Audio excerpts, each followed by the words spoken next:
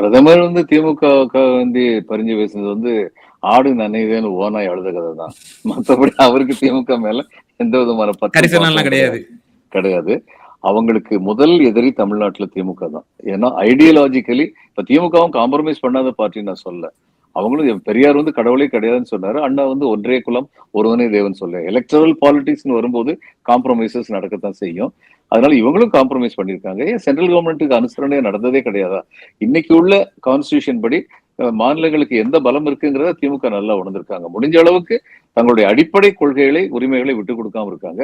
மற்றபடி அனுசரணைங்கிறது வந்து பண்ணிட்டு இருக்காங்க. ஆனா அந்த அடிப்படை கொள்கைகளை நாசமாக்கணுங்கிறது பிஜேபியுடைய நோக்கம்.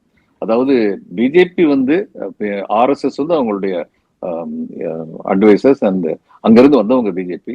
அது யாருக்கும் எந்த சந்தேகமும் இல்லை. ஆர்எஸ்எஸ் நாக்பூர்ல வந்து போட்ட ரெசல்யூஷன்லயும் வந்து யார் இந்த நாட்டை ஆளணும் அப்படின்னு தெளிவா சொல்லியிருக்காங்க.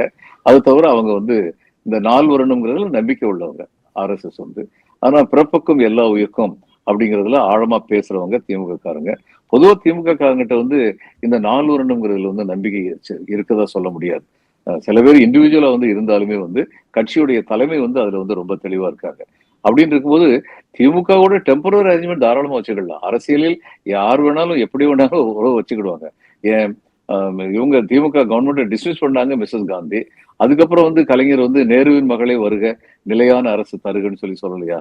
அதனால ஒரு டெம்பரரி ட்ரூஸ் வந்ததுனால வரலாம். இப்போ அப்படி வந்ததுன்னா காங்கிரஸ் எப்படி இவங்களை குறை சொல்ல முடியும்? ஏன்னா திமுக விரட்டி விட்டது யாரு?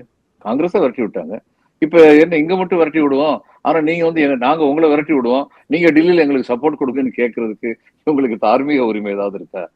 அதனால வந்து திமுக வந்து பிஜேபி கூட போய் சேருமா சேராதா அது எனக்கு தெரியாது. சேர்ந்தா அதிசயம் இல்லை. அப்படி சேர்ந்தால் அதை பற்றி விமர்சிப்பதற்கு காங்கிரஸுக்கு எந்த தகுதியும் இல்லை.